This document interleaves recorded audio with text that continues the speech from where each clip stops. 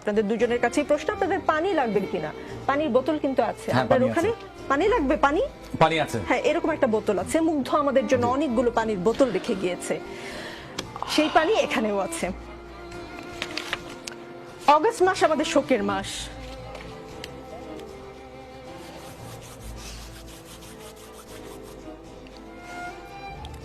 অগস্টের আগে জুলাইতে এমন করে শোক পালন করতে হবে আমরা কেউ ভাবিনি।